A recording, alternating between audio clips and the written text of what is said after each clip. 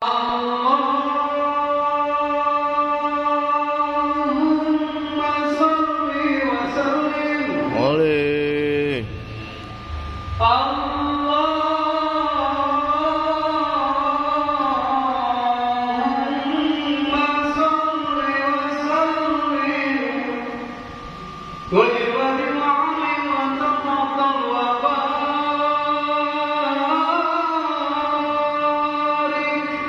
niat. Pertamanya fardu wudu niat.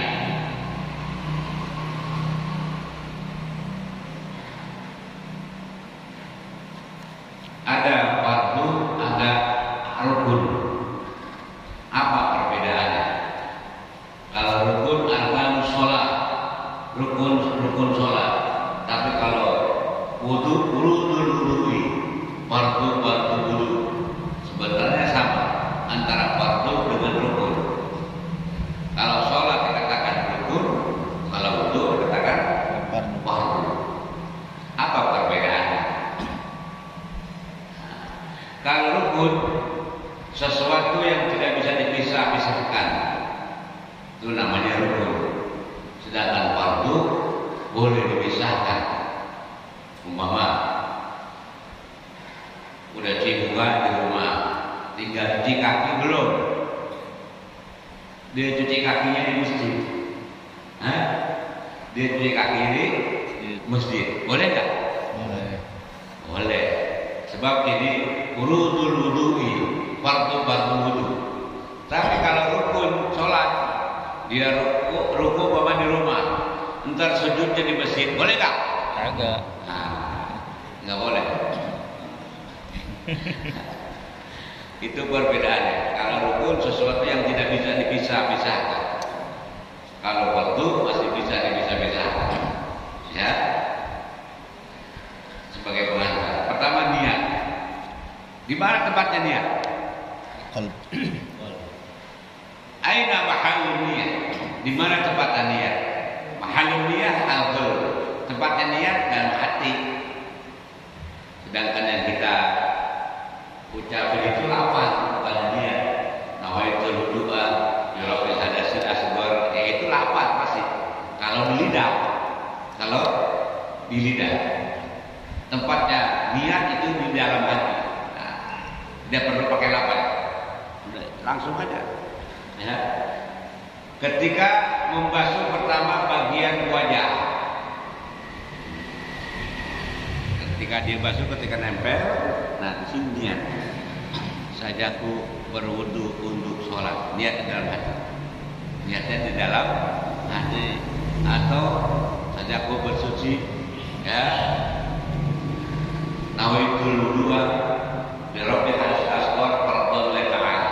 Sajaku berwudu karena mengangkat hadas kecil, fardu karena Allah Ta'ala. Banyak yang niat berwudu. Nawaitul taharah li sholat, nawaitul wudu'a li sholat. Yang penting dalam hatinya ngomong. Sajaku berwudu untuk sholat sah.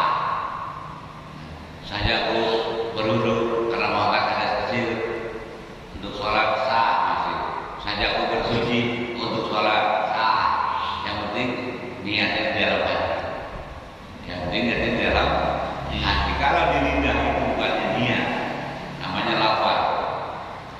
Niat adanya di dalam hati. Kapan niatnya wudu itu dimulai? Inda ghusli awwali juz'in minal wajhi. Ketika membasuh bagian pertama daripada muka. Rata. Pertama itu mesti rata semuanya. Ya, paham? Ketika membasuh bagian pertama daripada muka, ambil wudu, dia ratain semuanya. Jangan cuma gini doang. Kalau gini doang, nggak rata. Biasanya dia perempuan gini ya, dia gini doang mukanya. Ya. Baik.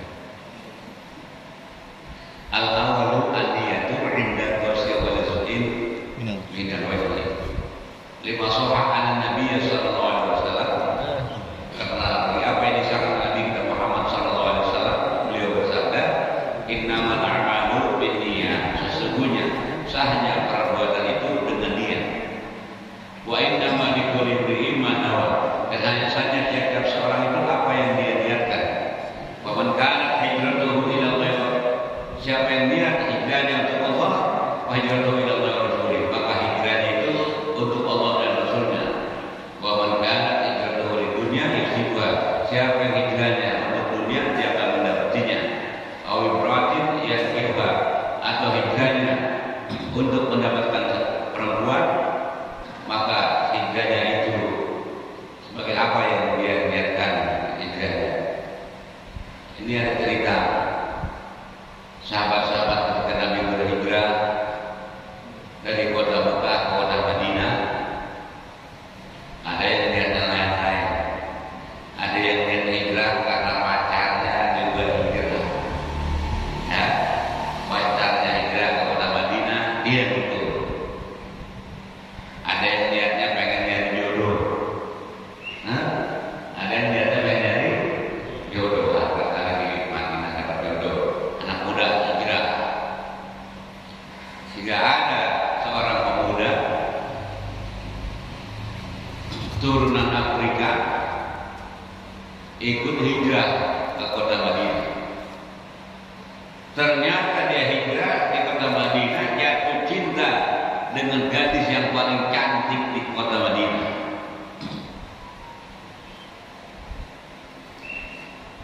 Pemuda itu kalau tidak salah namanya Samiri, tapi bukan Samiri Nabi Musa. Dia jatuh cinta gadis yang paling tercantik di kota Madinah. Sementara orang-orang kaya melamar ditolak. Sama ini bapaknya gadis, orang Afrika, kulitnya gelap, kayak jamblang gitu. Tahu jamblang? Anggur Betawi, kayak jamblang udah hitam mengkilap, saking hitamnya mengkilap. Ini Samir ini, ya, keturunan Afrika.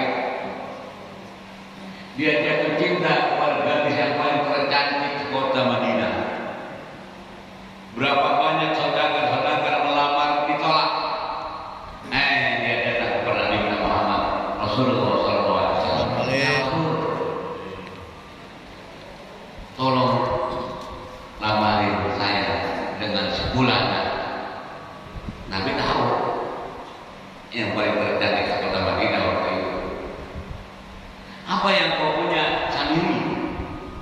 Aku tidak punya apa-apa ya Rasul, kecuali yang aku punya cinta kepadamu dan seperangkat baju perang, baju besi yang namanya dirok.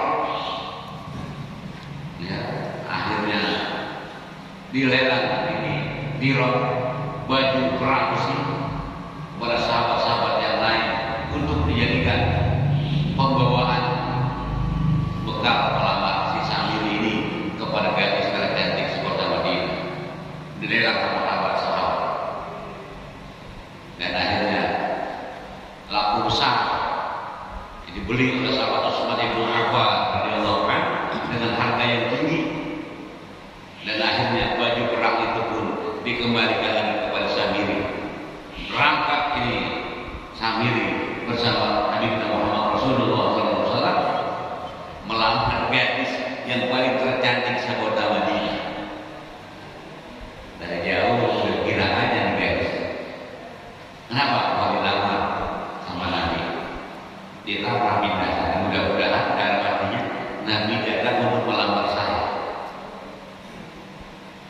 Memang datang untuk melamar, tapi bukan untuk Nabi, untuk sahabat yang namanya Samiri, turunan Afrika yang kulitnya hitam legam, tubuhnya tidak terlalu tinggi, ya, datang melamar. Udah kira aja orang kemarin, ya, yang lamar Nabi Muhammad Rasulullah SAW. Di sana itu jawab sama bapak, jangan masuk. Kedatangan apa kedatangan Rasul? Kedatangan saya di sini untuk melamar putri bapak. Wah, udah kira aja nih gadis. Gadis udah gila, sebenarnya bukan untuk Nabi. Sahabat Samiri nunggu di balik pintu, ya, bukan untuk saya namanya, tapi untuk sahabat Samiri. Di balik pintu lagi nunggu, udah jauh dikasih, udah ada, diterima, ya akhirnya jadi lama. Nah ini dia niatnya ingin hijrahnya itu mencari wanita akan dia nikahkan, sahabat Samiri. Selesai jadi nganten baru. Waduh, begitu dibuka masih ngebul. Begitu dibuka masih ngebul. Kualitas sih masih ngebul. Masih anget ibarat nasi baru ditakumin. Ya, sahabat Samiri. Tiba-tiba terdengar di luar, hayya 'ala jihad, hayya 'ala jihad. Mari menuju perang jihad, mari menuju perang jihad.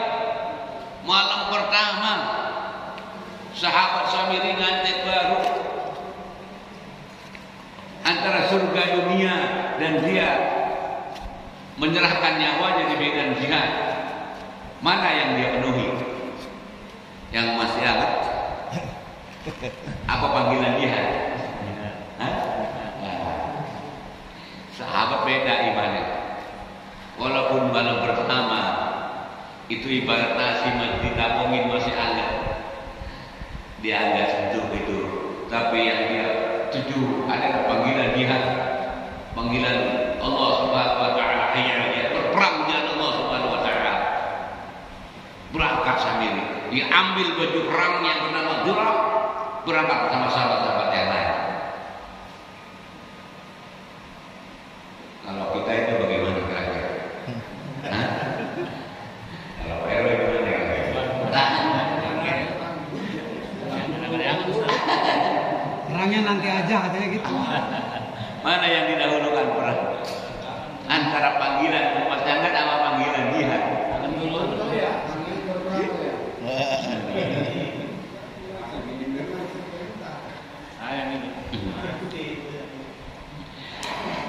Dia penuhi panggilan jihad. Pas pagi terdengar ini sahabat Samiri meninggal dunia sebagai syuhada, mati syahid. Belum tersentuh itu yang jalannya belum tersentuh ini lamang belum tersentuh, lamang yang berketan itu belum tersentuh karena dia memenuhi panggilan jihad. Hayya jihad. Begitu pagi, inna lillahi wa inna ilaihi raji'un. Burung-burung pemakan bangkai tidak berani mendekat karena semerbak harum dia punya jenazahnya. Tidak berani burung-burung pemakan bangkai sahabat Samiri. Ya. Kalau Pak RW atau PT atau kita ini di seluruh ronda ya, malam pertama seluruh ronda banget. Nah, ngapain amat ronda malam pertama ya? Biar mau ya. Baik, kita kembali kepada pembahasan kita. Ini tentang hijrahnya Nabi Muhammad Rasulullah SAW. Fardu wudu al-awalu an-niyah, pertama niat. Ketika membasuh bagian pertama daripada muka, dia niat dalam hati, niatnya sajaku bersuci atau sajaku berwudu ya untuk sholat bareng sama membasuh muka. Niatnya di dalam hati, niatnya di dalam hati, bukan nawaitunya atau ya nawaitu doanya di sini masih di tangan, bu, ngesah ya, berbarengan dengan dia menyentuh bagian bersama daripada muka, itu baru dikatakan niat. Kalau masih di tangan, di sini udah niat, nggak jadi. Sama juga dengan sholat, niatnya ketika dia takbiratul ihram, umpama di tangan dia udah niat duluan, kesah. Hadirin yang sekalian yang dimuliakan oleh Allah Subhanahu wa Ta'ala, berkaitan dengan niat ini, ketika kita mencuci tangan, kita awali itu niat sunat sholat. Ini ada perbedaan. Ketika kita mencuci tangan, ini niat nawaitu sunnatal wudu. Sajaku niat sunat berwudu. Niat sunat mesti diniatkan juga, jangan cuci tangan doang. Nggak pakai niat, nggak ada pahalanya. Yang pekerjaan yang sunnah dia wudu, dia nggak pakai niat, cuci tangan aja, nggak ada berpahala. Ketika mencuci tangan dia niat saja, nawaitu sunnatal wudu, saya niat sunat berwudu, bukan niat yang wajib nih, baru yang sunat di tangan, sunat wudu di tangan, ya. Nah selanjutnya kumur-kumur itu baru dinilai berpahala. Jadi kalau dia sekedar di tangan, sekedar ke kumur, tidak pakai niat, tidak berpahala. Ketika masuk muka, baru dia wudu yang fardu, ya. Ketika dia masuk muka, baru dia wudu fardu. Jadi dapat dua pahala itu. Yang sunnah didapat, yang fardu dia dapat. Kalau dia niatnya cuma fardu saja, yang sunnahnya nggak dapat. Walaupun dia masuk, tapi dia nggak pakai niat, nggak ada pahala. Paham ya? Paham kan?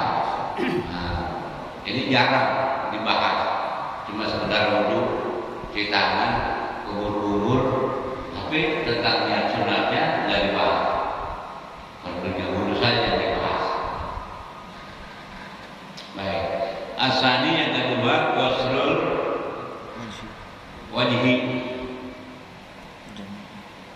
Jami'i adamihu min manabiti syahri ra'sin ila mutahadzikri. Dia basuh itu muka semua dari tempat tumbuhnya rambut ila mutahadzikri sampai akhir daripada zikti, ini janggut di bawah janggut. Ini masih bagian muka, tulang panjangnya. Wa minal uzuri ila uzur ardhan sya'ran wa basharan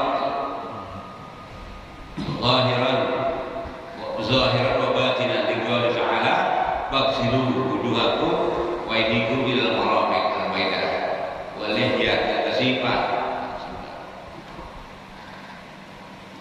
Baik, yang pertama tadi niat.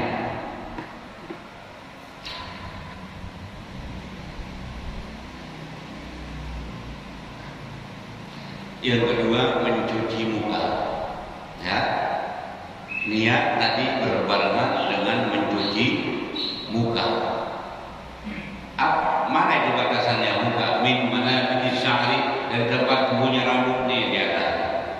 Di tempat tumbuh rambut sampai ujung dangdut tenggorokan ini, itu ya tulang panjangnya. Wa minal uzuri, dari uzur dari telinga sampai telinga sini alqab lebar, syahran wa basharan, bulu-bulunya dan bulunya, zahiran wa batinan, yang zahir atau yang batin, yang kelihatan apa yang kelihatan. Liqaul sallallahu alaihi wasallam kata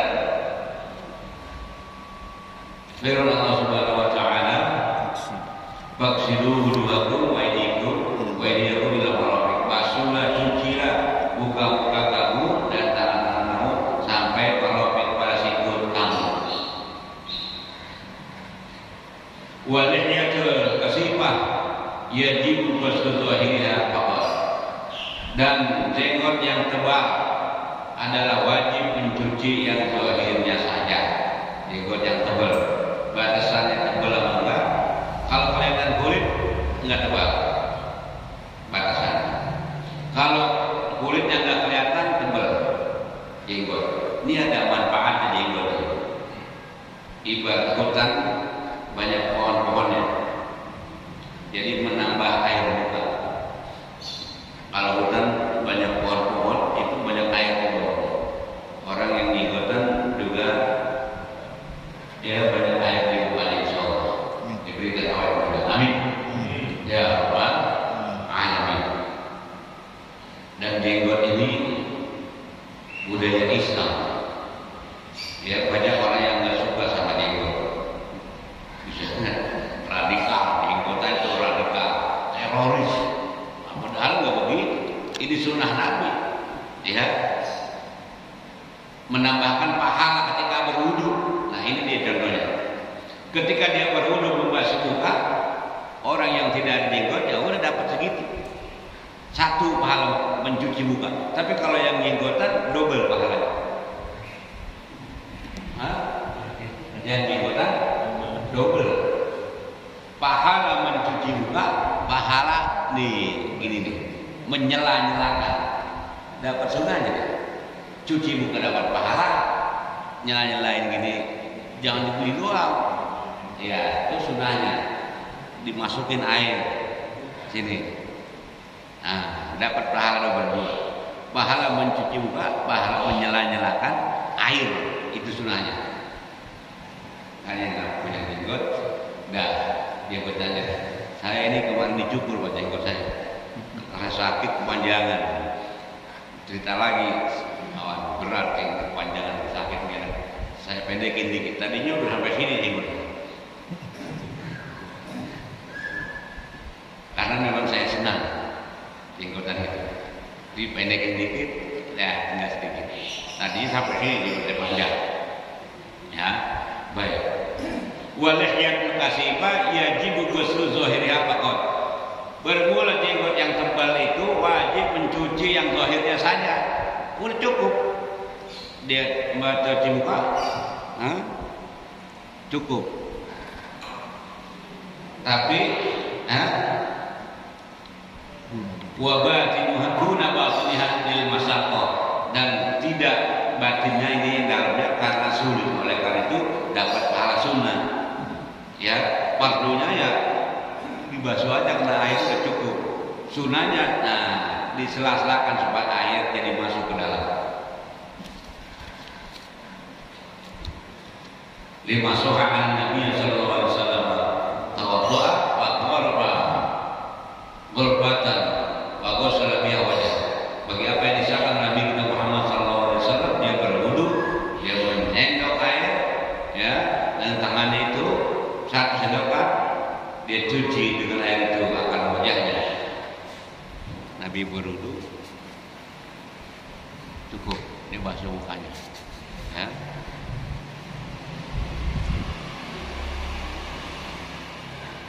Hadirin yang sekalian yang dimuliakan oleh Allah Subhanahu wa taala. Rawahul Bukhari. Wal ghurfatu wahidah la taqdi isal ma'i ila ma tahta sya'ri ma'a kasabati lihi karim. Dan 1 sendokan saja maka tidak memadai untuk menyampaikan air kepada bawah jenggotnya daripada Nabi kita Muhammad SAW yang tebal. Jenggotnya tebal hitam rupanya, tubuhnya sangat harum baunya, bibirnya kecil merah warnanya, hidungnya mancung jeli matanya. Itu daripada wajah Nabi kita Muhammad SAW. Jenggotnya tebal hitam rupanya, tubuhnya sangat harum baunya, bibirnya kecil merah warnanya, hidungnya mancung bagian huruf alif, ya, lurus. Hidungnya mancung, jeli matanya berjeli, bukan belok, ya, jeli, agak jeli. Kalau orang-orang Arab itu agak jeli matanya, ya, beda sama belok. Ya, lu ngeliatin gua jangan mata lu, nggak belok tuh Pak, mata saya belok, beda. Hadirin jamaah sekalian yang dimuliakan Allah Subhanahu wa taala. Fardhu wudu yang kedua mencuci muka, ghusl wajhi, semua bagian muka. Dan tepat ini pentil kuping sebelah kiri kanan ini lebar. Ya, mesti basah. Mesti kena air wudu. Atau dari atas tempat tumbuhnya rambut sampai sini ujung tenggorokan. Ini mesti kena air wudu. Kalau dia wudunya cuma depannya saja, dia wudu. Ya udah, ini nggak kena bawahnya. Ini bawah masih bagian muka, mesti kena air. Ya, lebarnya pas pentil kuping yang kecil kiri kanan, mesti kena air semuanya. Nah, ini.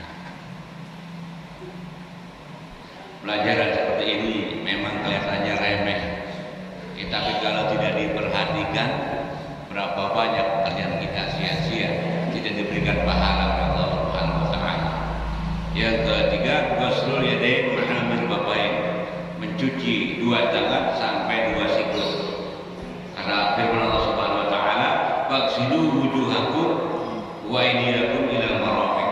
Cucilah muka-muka kamu dan tangan-tangan kamu sampai sikut. Fardunya sampai sikut, tapi membasuhnya lebih ini. Jangan pas sampai sikut. Kalau pas sampai sini, dikhawatirkan yang sini nggak kena. Ini masih bagian sikut. Dia basuhnya pas bener sikut. Ngeri-ngeri yang sini nggak kena. Oleh karena itu, sunnahnya mesti dilewati. Ketika dia membasuh tangan, lewatin dari sikut. Nggak ada ragu-ragu lagi kalau lewat. Ya, kalau dia basuhnya sampai lewat, nggak ada yang ketinggalan semuanya. Ar-rabi yang keempat, mas'u juz'in min masalati ra'si aw sya'rihi fi hadihi fi qoulihi ta'ala famsahu bi ru'usikum. Yang keempat, menyapu, mengusap satu bagian daripada kulit kepala atau rambutnya dalam batasannya, ya. Karena ada firman Allah Subhanahu wa taala, wamsahu bi ru'usikum, dan basuhlah dengan kepala-kepala kalian. Di masalah Nabi sallallahu alaihi wasallam, tawaddu'a wa masaha bi nasiyatihi wa 'ala imamah. Karena Nabi sallallahu alaihi wasallam dia berwudu, dia mengelap ubun-ubunnya sini, ya.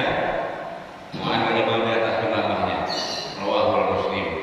Al-khamis yang kelima, mencuci dua kaki beserta dua mata kaki.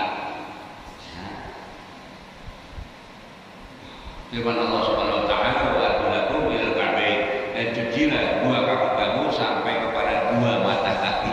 Ka'bun, mata kaki. Yang berjudul ini kiri kanan, ya. Mencucinya lewatin, jangan pas dua mata kaki. Dikhawatirkan kalau pas dua